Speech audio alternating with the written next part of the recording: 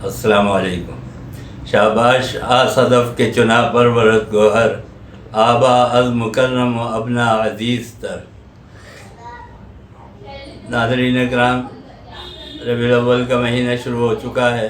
آج یکم ربیع الاول ہے اور حضور اکرم صلی اللہ علیہ وسلم کی پیدائش کا یہ ولادت کا مہینہ ہے۔ شاباش آ صدف کے چنا پرورت گوہر، شاباش ہے اس سیپی کو کہ جس نے یہ موتی جنا۔ آبا از مکرم و ابنا عزیز تر، اور اس کے آنے سے دنیا میں اوپر والوں کو بھی عزت حاصل ہوئی اور نیچے والوں کو بھی عزت حاصل ہوئی۔ یہ کائنات بنی ہی سرکار دو عالم صلی اللہ علیہ وسلم کے لیے ہے۔ ہوتا نہ تیرا نور گر، کچھ بھی نہ ہوتا جلوہ گر، تیرے سبب یہ سب بنا، صلی علی محمد۔ حضور اکرم صلی اللہ علیہ وسلم کی 3 ولادتیں ہیں۔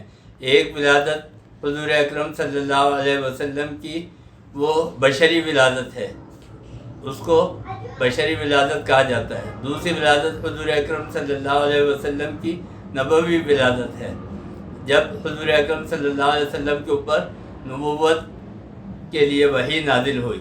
تیسری ولادت آپ صلی اللہ علیہ وسلم کی وہ عمومی ولادت ہے، جب آپ صلی اللہ علیہ وسلم کی ولادت کو حضور اکرم صلی اللہ علیہ وسلم سے دنیا سے پردہ فرمانے کے بعد اللہ تعالیٰ نے آپ کی نبوت کو امت کے اندر عام کر دیا، یعنی کارہائے نبوت اس کی ذمہ داری امت کے کاندھوں کے اوپر ڈال دی۔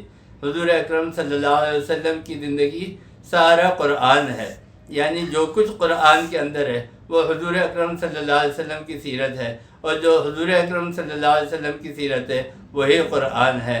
بس وقتاً فوقتاً ہمیں حضور اکرم صلی اللہ علیہ وسلم کی سیرت کے مختلف پہلوؤں کا جائزہ لیتے رہنا چاہیے، اور حالات حاضرہ کے مطابق، کرنٹ افیئر کے مطابق اپنی زندگیوں کو حضور اکرم صلی اللہ علیہ وسلم کی رہنمائی میں بسر کرنا چاہیے۔